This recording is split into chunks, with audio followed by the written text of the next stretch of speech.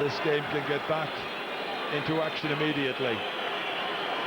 Well, the whole thing, this all suits Limerick, Jerry, slow it down and then hit Waterford on the break. But the important thing is that they don't start hitting the ball from midfield carelessly wide. Get the ball into Shaughnessy as much as you can. Ollie Moran will come back in wearing number 31. And that is going to happen now. Shawnee O'Connor is okay. There's Ollie, new number, New Jersey. Oh, in for the shoulder immediately with Ken McGrath.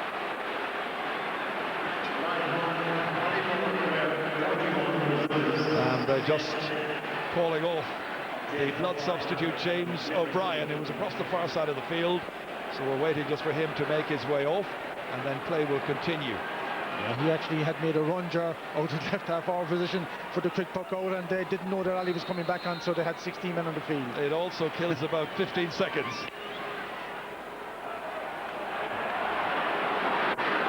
Ollie Moran rising up for that. His brother Niall coming in to compete as well. Shane O'Sullivan trying to get that possession away towards Malumphey, into the hands of Michael Brick Walsh. Running into a lot of Limerick players, gets it away nonetheless. Donny Ryan waiting. Mike O'Brien as well. It's frantic stuff at times. Picked up by Stephen Malumphey, young army man, as a student in Galway, gets it away. Touched out by Peter Lawler, comes back towards Donny Ryan once again, the number 28 this afternoon. 2 goals, first after 5 minutes, another after 37. Controlled here by Aidan Kearney, playing on the half-back line. Here's Michael Phelan. Waterford needing good, decent possession down. They need some goal-scoring chances, I think, as well. But they'd settle for a point if Lickagennich. Not if Seamus Hickey has his way. Huge one back down once again. 2 Waterford players there for it. But right in the centre of it all, there's Mike O'Brien. And the referee, once again, will throw the ball in. Number 12, Paul Flynn, has been replaced by number 20. And Paul Flynn is going to be replaced by Shane Walsh. This is an absolute crisis now for Waterford, I feel. John Milan gone, Paul Flynn gone, Jack Kennedy from the original team. Well, Shane Walsh started the last game against Cork and was taken off. Now's the day, he needs to make an impact. Aidan Kearney settling down a bit more after he was given a torrid time much earlier in the match by Andrew Shaughnessy. That's a great score. Beautifully over by Dan Shanahan, adding to the 2 points he got in the first half. So 5 points the difference. Well, managers and coaches always talk about the strength of the panel. It's not just about 15, the stars like Dan. It's about the Shane Walshes and the Shane O'Sullivans. If Waterford are going to get through to the final, it's those players, peripheral players in some respects. 15 and a half minutes virtually since Limerick's last score.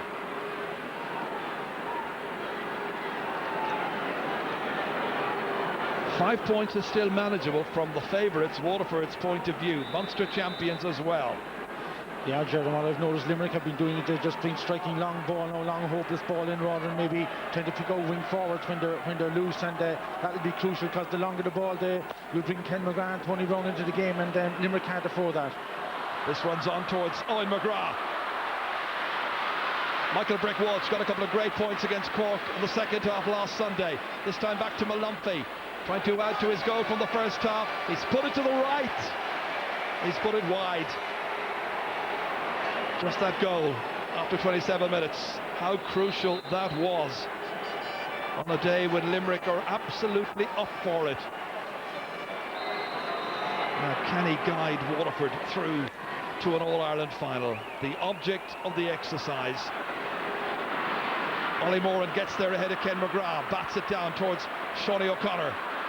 Setting off again, looking around and away quickly by Owen Kelly of Waterford. Back in once again by Donald O'Grady of Limerick. Picked up with some difficulty, but picked off the ground. I think it was thrown by Shawnee O'Connor.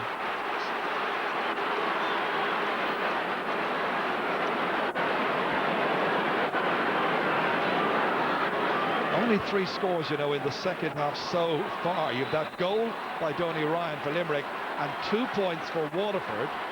And we have 18, nearly 19 minutes played. Scoring dropping alarmingly. But Limerick won't worry about that. They are still in front. Tony Brown fumbles. Tries to get it back. Shane O'Sullivan's in there as well to help him. But coming in, Ollie Moran. Brian Phelan chasing after him. Referee's whistle goes. It's going to be a free to Limerick. Shake of the head. Well, shake of the head there because I think Ollie felt that he was fouled before that, and he got it a second time there. Brian Phelan gave him another little tug, and this is a crucial chance now for Andrew Shaughnessy. He has to get this because Limerick haven't scored in a while, and they want to push up the lead back up to 6 points. Well, I think if you look down to the stats, and our statsman Tim McCarthy was able to tell me that Andrew O'Shaughnessy's last pointed free was in the 22nd minute. And there you are, 18 minutes since their last score, that goal by Donny Ryan. Andrew O'Shaughnessy lets fly and puts it over the bar. First of the second half then, keeping Limerick that little distance in front the whole time, ahead by 6 points.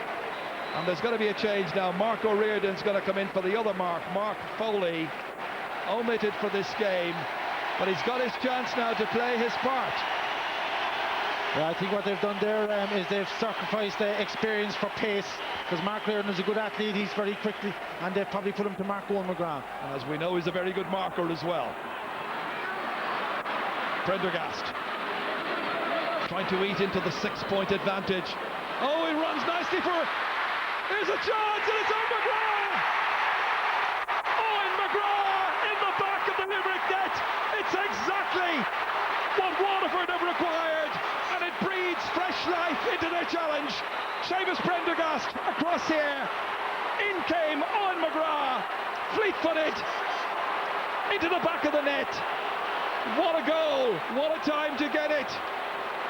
His first ever championship goal. And how many times have we seen it, your person just fresh on, and you know, he had to stretch for it, been far better off to put his hurley to it, and you know, gave Owen McGrath a chance, and he finished perfectly. Now who's going to win it? Seamus Prendergast, a point earlier on.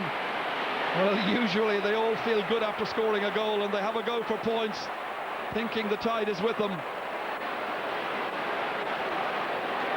Problems here once again for the goalkeeper, and again the physio is required. 15 wides for Waterford. That's a massive tally. They haven't played as well as they are able to, but that's a tribute to magnificent Limerick. More battle scars to be seen here. This is Owen McGrath. The McGrath's doing it. That's a vital score. A 3-point game, 3-10 to 2-10. The manager's pacing up and down the sideline. James Murray's running up and down as well, I notice, in the background.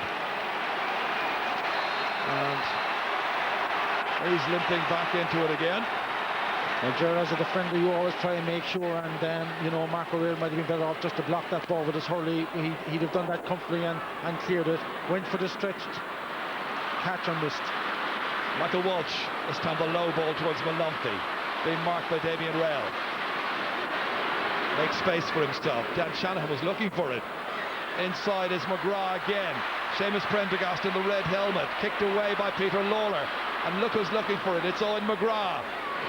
Dangerous ball in, Murray comes very secure, good goalkeeping, wasn't easy. Gets it away to Damien Rail, stands his ground against the challenge of Seamus Prendergast.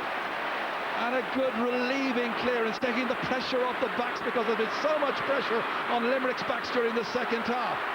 Waterford fighting like tigers now. Tony Brown trying to get the ball away. He's fouled.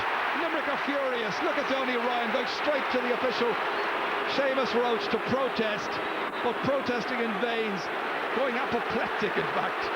And the referees brought the ball forward an extra 13 metres, favouring Ken McGrath with his lengthy striking. This was that challenge a little while ago on Brian Murray. How well he did.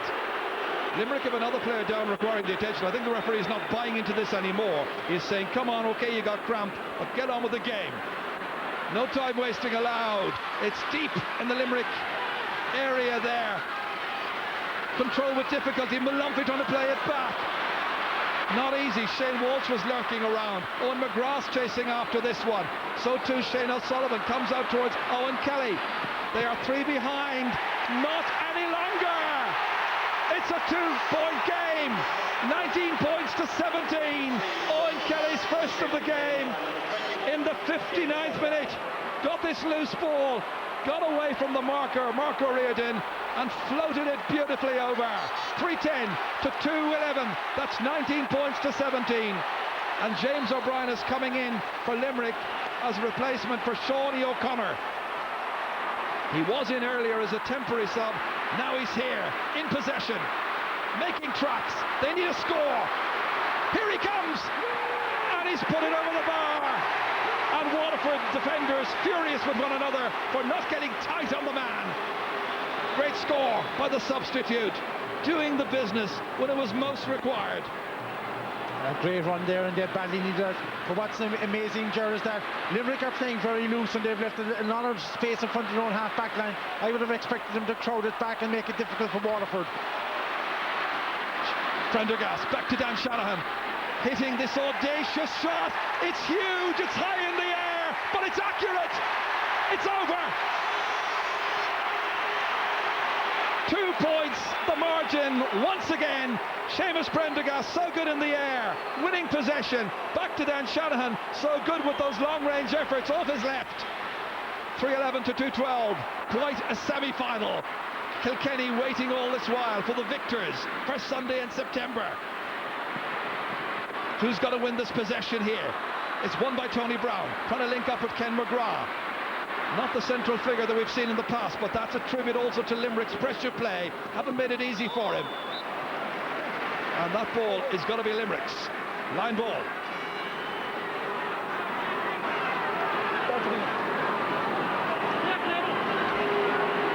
Well, Limerick just 2 for the second half. A goal and 2 points. But the last point coming from James O'Brien, the sub. 10 minutes, a little still to go. Curled in from the line ball. See, a goal and 6. A point 3 in the second. Taking on Owen Murray, going this way and that. Trying to outfox him. The All-Star standing his ground. Tony Brown getting in there, wriggling his way away from trouble. Back again, and the shoulder coming in from Niall Moore, and they're not good. Let's go down to... There had been big worries about Owen McGrath down here, and guess who they had on the sideline, so it may be better for Owen McGrath. We'll wait and see. That is so sensible. I've always should think in terms of they have 5 options. Subs, there's nothing wrong with Paul Flynn. It'll be interesting to see if it happens right now. Following the lip by Limerick. Need discipline and the control of this game in sufficiency. Gathering it here through Donald O'Grady. Inside to big Brian. This could be the time. That's surely the penalty. It is. Limerick with a penalty in the 65th minute following Brian Begley's catch. And his run through the Waterford defence.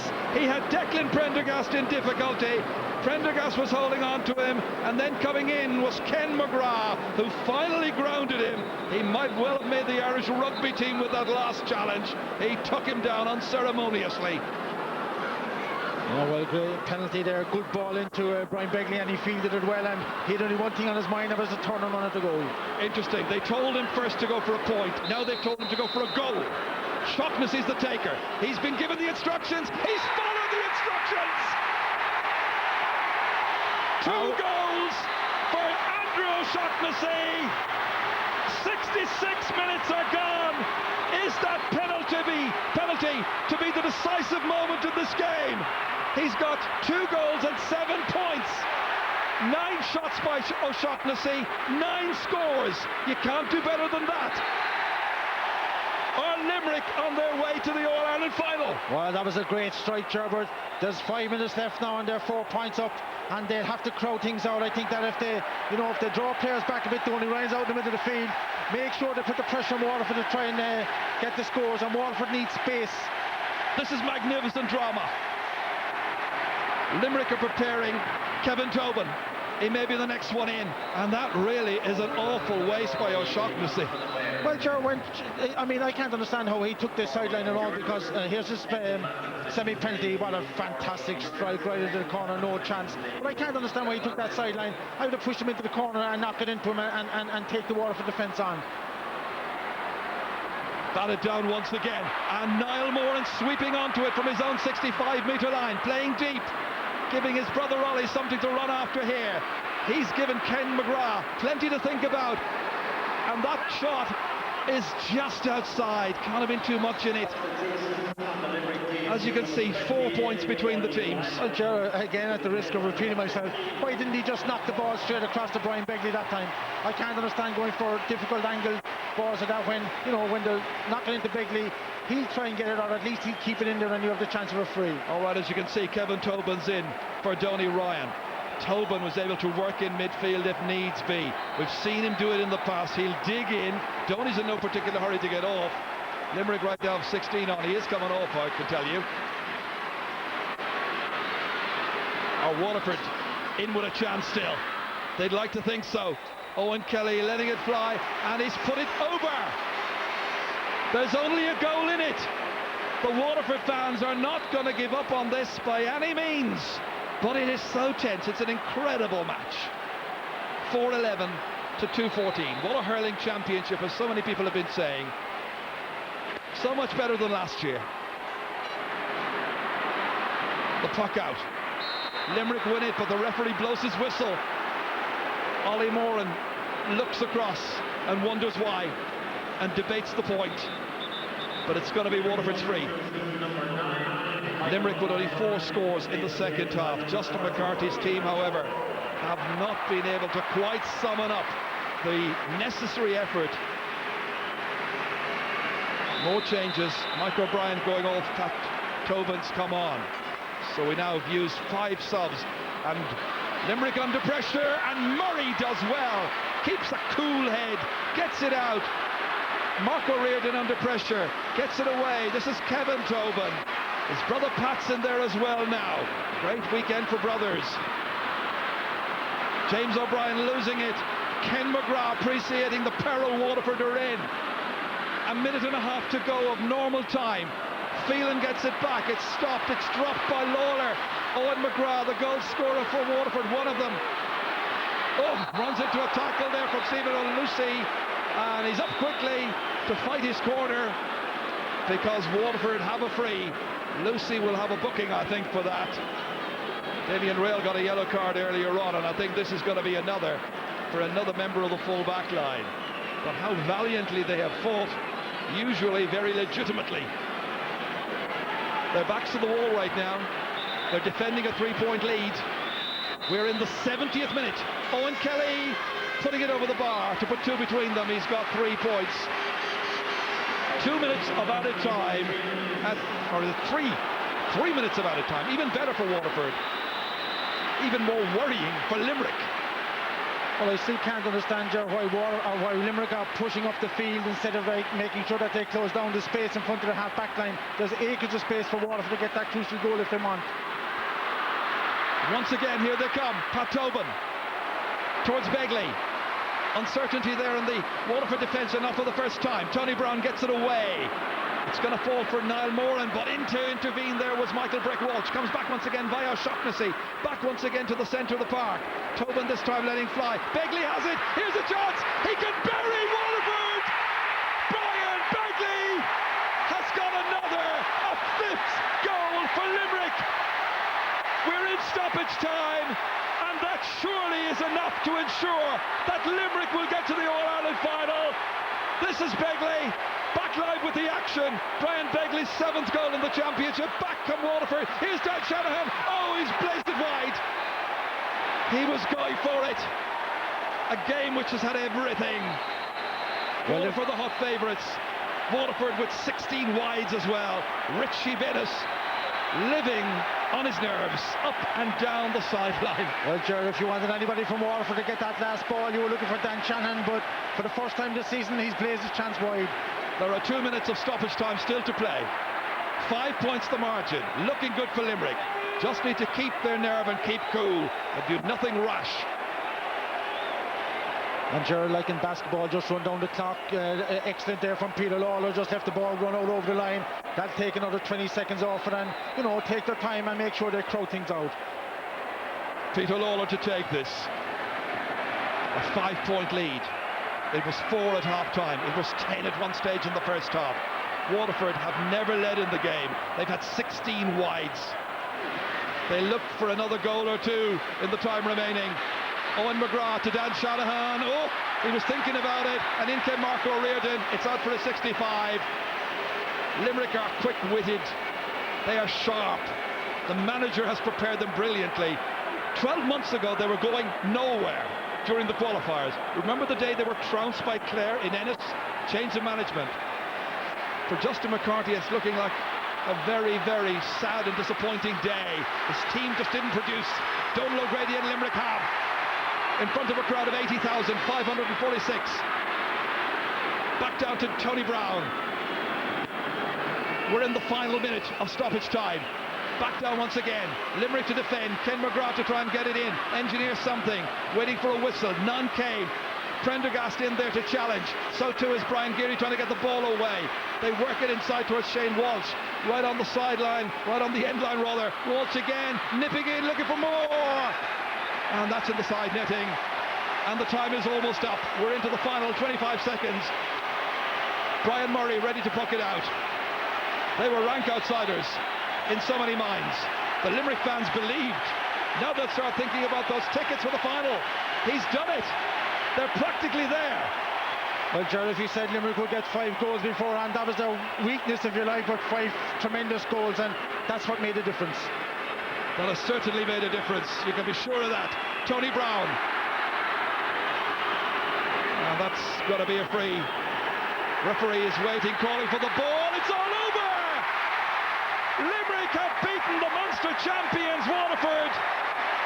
They have avenged their defeat at the hands of the Daisha in Thurles during July. Then it was the Munster final.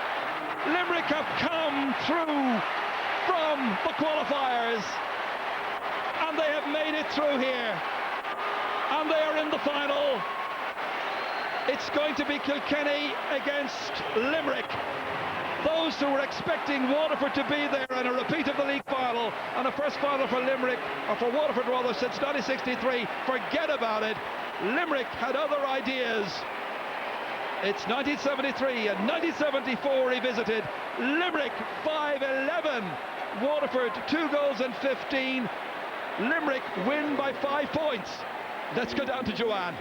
Well, I'm with a bit of a happy man here, Richie Bennett. Richie, did you not read the script? It was supposed to be Kilkenny and Waterford in this final. We read the script, but all the pundits didn't read the pundits didn't read the script. We knew come today we were going to win. You wouldn't get a more honest bunch of lads that were out there, lads. They died for you, and they died for Limerick, and that's what it's all about. They say the goals win games. 5 of them you got today, and so well taken as well. We 5 of them, and then the men got none. We got 5. But I'll tell you what, my hat goes out for Waterford. If we weren't there, we'd have wished Waterford to win the All-Ireland. But that's the way sport goes. On at least 2 occasions, they threatened to come back, but both times you held strong. We showed great character, and that's what this team has showed all the year. And how people could doubt them, I don't know. Those big high balls into Brian Begley, they've done well for you this year. We've done high balls and low balls and cross balls, and they all have come up trumps today, thank God. Well, you weren't supposed to win today. You're probably not going to be supposed to win again. Who said that? Who said that? We knew we were going to win today. It's all those supporters up there. We all knew we were going to win today. So who's afraid of Kilkenny then? Sorry? So who's afraid of Kilkenny then? No. I don't know what to say. Sorry? Are you afraid of Kilkenny? No.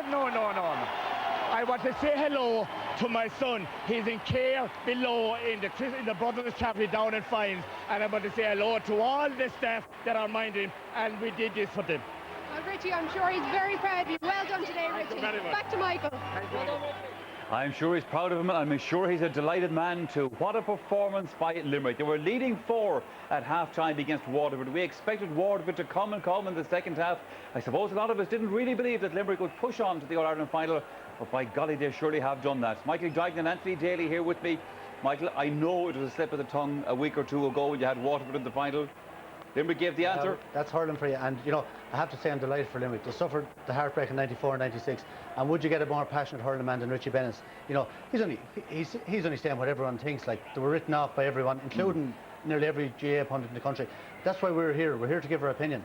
We're not always right. If we were, it'd be a very boring world. And Limerick have that now. You're not boring, that's for sure. And I'll have a bit of crack with the Limerick crowd after the match. I can tell you that on the way out. But that's what it's all about. Fantastic. Like, there was only one winner. They started brilliantly, started the second half brilliantly, and then there was a big lull then in the middle of the second half where neither team could kick on. And then Limerick came again with the goals. Full forward line scored 5 goals today, destroyed the Waterford full back line. And as Richie Bennis said, 7 goals in the match, Anthony, and none for Dan.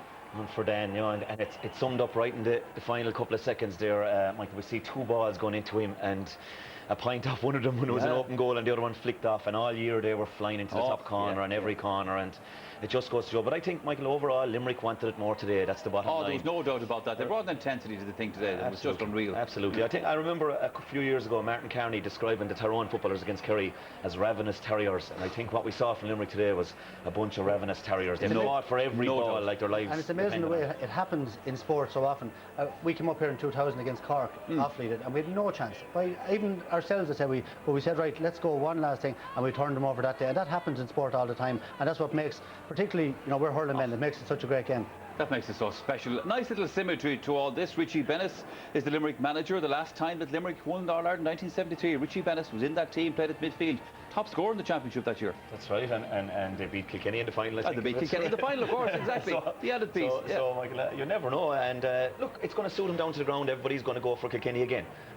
Look at the stats here, lads. Frees conceded. Then we conceded a fair few frees now, in fairness to them. 17 frees conceded. For Waterford, 17 wides to balance that. Waterford's wides were crazy. In the first 5 minutes of the second half, they had 5 wides, one after the other. Limerick got the goal, and then just hit wide afterward. Instead of, we said at half-time, they need to keep a low ball into their full forward line, and they panicked throughout the second half, and they hit an awful lot of bad wides, but they were under a lot of pressure. You have to credit the Limerick backs were hunting in packs. At one stage, I think Seamus Prendergast got a ball, and there were 7 Limerick players within 10 yards of him, which, you know, it's just incredible.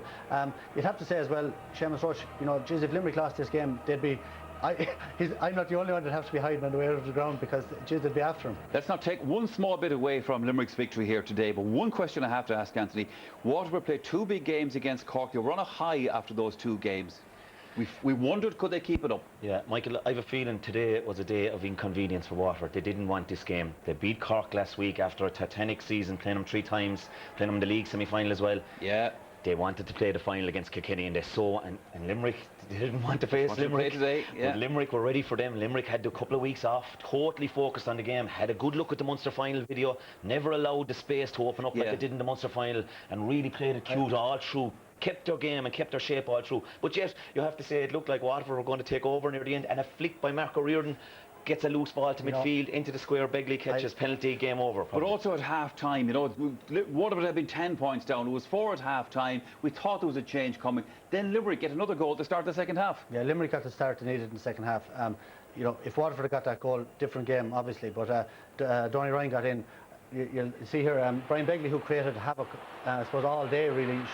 The game Declan Prendergast want to forget about, but great tackling here. You see Aidan Carney got a ball there, should have cleared it back to Tony Brown, who had a brilliant game for Waterford, has to be said. He lost possession here, and eventually Begley comes in here and shows his strength there, and that's what you need at full forward. Great ball, and first time pull, great finish. But if you just watch Begley here now, he really should be knocked out over the line. He had no right to get in there, but held his feet very well, and Donny Ryan with a great finish. And you know, 2 great goals by Donny today, and that's what he brings to this Limerick team. That, you know, that you need that unexpected, you know, bit of flair in hurling, and Donny Ryan certainly has that. Tennis, that was a backhand slice, I think, or something like that. Yeah, he's a man of fire as well, Michael. You know, he brings that lift to the crowd. First ball was a forehand, and the second one was a backhand. Very good, 2 great finishes. But as Michael said, Begley, I mean, he wouldn't be out of place on the Munster rugby team. The physique of the guy, and he got on top of Declan Prendergast for finish. It's taken him a while to find his feet, but he has come, hasn't he, later in the championship. Sure. Okay, Waterford, they couldn't bail the water out of the boat fast enough, but still they kept trying, they kept at it. Kelly got a goal, and then they tacked on a point after that, so it put them right back. That's right, Michael, and it looked with about 5-6 minutes to go, they looked as if they were going to come over and maybe at least get a draw out of it. But we see here, Seamus Prendergast tried very hard, took the wrong option a few times during the game. This is one of the better options. The great crossfield ball, and just after taking off Mark Foley, Marco Reardon, his first introduction, just missed the flight of the ball. Great finish by Owen McGrath, coolly, and Owen McGrath's had a good season, coming off the bench most of the time. Good finish, but Marco Reardon just misjudged the flight. Yeah, once he got it possession. was obviously a tactic of Limerick's that, Mark Foley had a very good game. It was obviously a tactic with 15 minutes to go to take him out. And Mark O'Riordan's first ball, he goes for a great diagonal ball. And as I said, Michael, Owen Kelly added a rabble-rousing point to the end of this then. Yeah, so he did. He went up again, maybe. He went to midfield early in the game and he had a good 15 minutes come up to half-time. Then he was out of it and he had 2 great points afterwards. They're the types of scores he scored. But he was guilty of a couple of wides as well. But, they got a couple of inspirational points at that stage, but Limerick just rallied again. And I just said to Anthony there with 10 minutes to go, I think it's Limerick's day. I think they're going to come again because it was kind of ebbing and flowing, and it was kind of their turn in the last 10 minutes, and they did it. Rallied again. Begley put them under pressure. They got the penalty. That's right, Michael. We were just saying how it seemed as if Waterford were getting on top, and we didn't see it there now, but the breaking ball there with a great catch by Begley, and kind of just bearing down on goal. Maybe a tough enough decision from looking at it from behind from Seamus Rhodes, but I mean, he did the hard work. You'd say originally a free, maybe the Ken McGrath part of it not a free, but I'd say maybe Prendergast did foul him maybe originally. But a fantastic catch. Hard not to give that, no. Once there now, he was fouled there, but maybe the McGrath part of it. Yeah, but it was always good. They're always struck out, I think, as well. Yeah, this was the man of the day in lots of ways. Shot and what a shot. They didn't see it in goal. They were speculating whether he might tap it over the bar, but not. A perfect penalty. It would have been a huge mistake. He was actually told to go for a point first, and that's crazy. Like when you're drive on and win the game, like get into an Ireland final, and I think Shaughnessy wasn't happy. He said, "No lads, I'm going for it," and bullet to the roof of the net. 2-6 for him. In many ways, he epitomises Limerick. They waited for these under-21 teams. They won 3 All-Irelands in a row, and I'd be criticised for not giving them a chance in this match today, but over the last 3 or 4 years I've consistently said it. You can't win 3 under-21 All-Irelands in a row and you don't disappear overnight. You have to come good. If you have the discipline, if you have the right attitude, and if you have the passion in your jersey. They're the 3 things. What we're missing up to now was discipline and passion. The discipline wasn't there until this year, and they'll admit that themselves, the players. And Richie Bennett's brought the old-fashioned passion and the pride in Limerick jersey back into it. And Andrew Shaughnessy and Brian Begley and the Peter Lawler of this world came of age today, and that's why they're in the All-Ireland final. That's why they're in the All-Ireland final. Waterford, as I said, never gave it up. They never gave it up. They're the league champions, the Munster champions. They've beaten Limerick in the Munster final. They still knew that they might get a break. Couple of points in it, but then Begley nailed them. He nailed him, and he was on form at this stage. And you fancied anything to went in at this stage, Michael, that he would do damage with. And again, he just had won the battle in the skies at that stage, and that was game set and match, really. That was game over. And you can just see the face on Ken McGrath coming and walking out there. And you feel very sorry for Waterford as well. I mean, they were the team of the year, won the league, won Munster, first defeat, and they're gone. And you'd wonder, will you see massive men like Michael mentioned already, Tony Brown, when they needed a leader, he really came up trumps and came out with massive ball for them. Paul Flynn, you see him taking off, John Milan taking off. You really feel like it's sorry, Michael. Go on. Yeah, it's the cruelty of sport. We say, will Ken McGrath and Tony Brown and Paul Flynn end their careers now without an Ireland medal, and Big Dan, who's lit up so many of the last few summers. But on the other hand, would Mark Foley or Ollie Moore or any of those players deserve not to win that Ireland medal? And that's what sport is all about. So many great players over the years haven't won them. Limerick are in there now with a chance, and the Waterford lads are gone. And you don't want to be writing obituaries yet, but there is 1 or 2 of them. And I wouldn't have been taken off the likes of Milan and Flynn so early in the second half. They're danger men. Like, you're bringing on lads that are unproven at this level. I was talking to a couple of the Waterford players, like earlier in the year, up around after Christmas and all that, when you're kind of just sort of beginning to look forward to the year ahead. Got the impression that for a couple of those guys, as you're talking about the Paul Flynns of this world, they were going to give it a big shot in 2007 because there mightn't be a 2008. Well, they said it from the start of the year, Michael. They were giving it. They went away on a bit of a break to the States, I think, in January, and they said when they came back, they were giving it one unmerciful shot, and they did give it one unmerciful shot, and you have to feel sorry for them tonight. And they did conduct themselves superbly all year. They showed great maturity all year. Unfortunately, Limerick just waited in the long grass today. And I think back to Limerick, I was manager of Clare last year, Limerick beaten by 17 points coming out of Ennis 13 months ago, and I saw Brian Geary being taken off, up centre forward, being taken off, and you're looking at him coming out, and I'd seen him playing for Flannans over the years, and you're saying a great player, but where are they going? Are they going anywhere? And Richie Bennett's come in. And back to an ordinary style of management, Michael. No dummy teams, no messing. Playing a direct style of hurling as well, into a target man full forward, and fellas feeding off him. And that has paid dividends for them so far. Anyway. It has, but as we've been saying, it's been a heartbreak today for Waterford, and obviously for their manager, Justin McCarthy. He's talking to Joanne now. Thanks, Michael. Justin, just what happened today for Waterford? Well, first of all, I want to congratulate Limerick, in fairness. They came out of the blocks fairly fast, and they would have a bit pressure to it. I felt as the game was going on, they got a lot of breaks here and there. We just couldn't cope maybe at times, and we've kept a very high standard for the last number of months, and in the past, Munster Championship and the South Ireland series. It was going to be hard to keep it up, and they were a little bit fresher. They played with great intensity. They got the scores, they got the goals, of course. In fairness to them, they were just a bit better all round. They got the scores in your forward line, which has been so good all year long. So many wides today. Yeah, so many wides, but you know, sometimes there's pressure on players to try and get scores from out the field, and you know, sometimes they go over, other times they don't. And you know, it was always that kind of a game where we were chasing it as it was from the word go. Even though we did come back within a point, then the clear goals came again in the end. Twice towards the end, in fact, you came back because you got it within a point. They scored another goal, and then you brought it down to a goal again, and you looked like you were on top. So what went wrong after that? Well, they never let up either. I mean, it's just a break for ball at the end of the day that makes a difference. The break came, they got a penalty, they got another goal. So it was just that kind of a game that was up and down the field so fast. And they played with great intensity, I must say.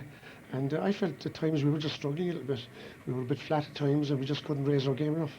Playing 3 matches within 14 days, you keep referring to the fact that you weren't fresh enough today. Did that have its impact?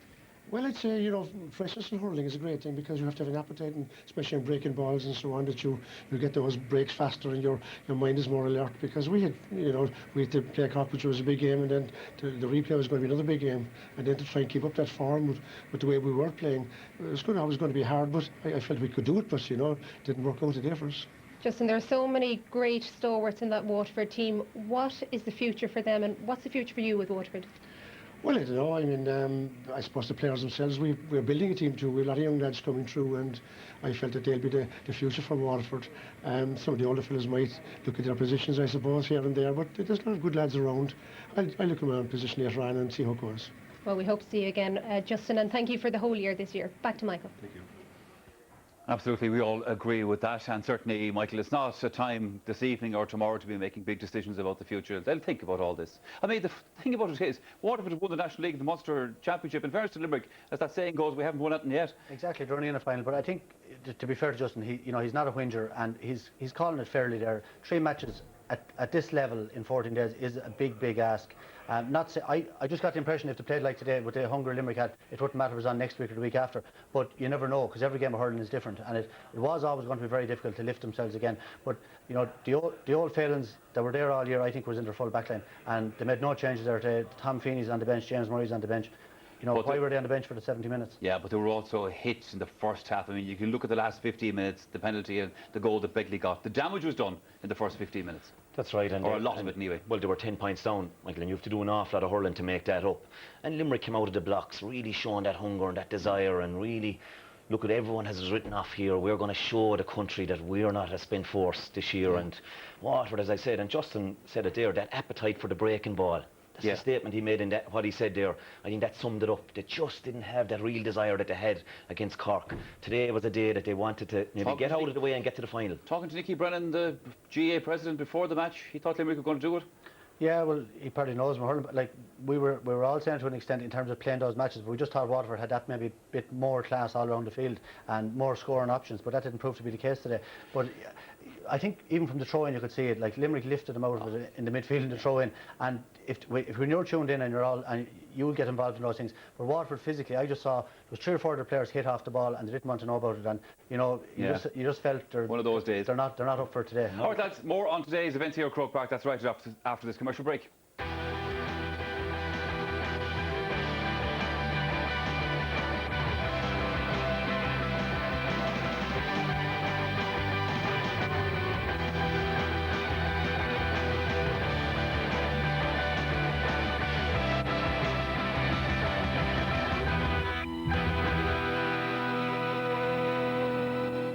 They're not the opposition. Well, Tipperary are through to the All-Ireland Minor Hurling Final, having overcome Kilkenny in the first game at Croke Park this afternoon. Tip started well and were in control in the opening quarter with the help of this Michael Heffernan goal. However, the Cats fought back to lead by half-time. Shane Brennan's goal early in the second half put them in pole position, but Tip finished very strongly indeed, and with points like this one here, they ran out by winners on a 119 to 212 scoreline. Miss Huey, what's this then? It's Green Giant sweet corn. Green Giant? Green Giant sweet corn is full of natural goodness and one of your 5-a-day fruit and vegetables. Now also try Green Giant frozen cobs. Ho, ho, ho.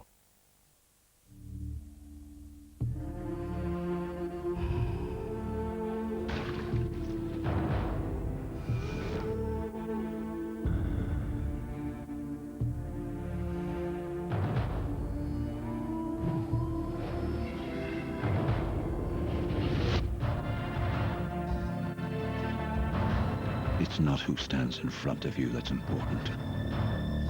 It's who stands behind you.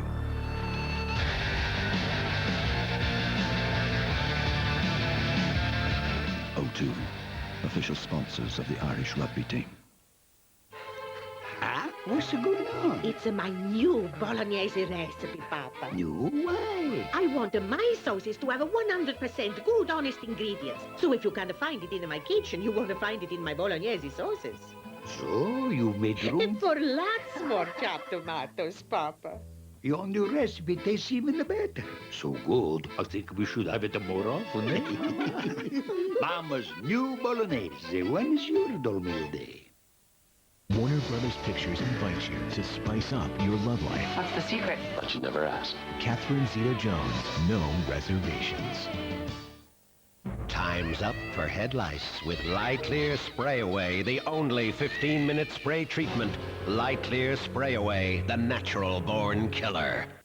Came out of the blue, really. I just wasn't expecting it. It was enormous. Huge. Everything went black. I don't remember much about what happened after. He had to be resuscitated. Scared of it. I wasn't expecting a price like that. I should have gone to Specsavers like Janet next door. She's in Malibu now. Specsavers complete glasses start at just €49, and with our clear price policy, you can work out exactly how much your glasses will cost in 3 simple steps.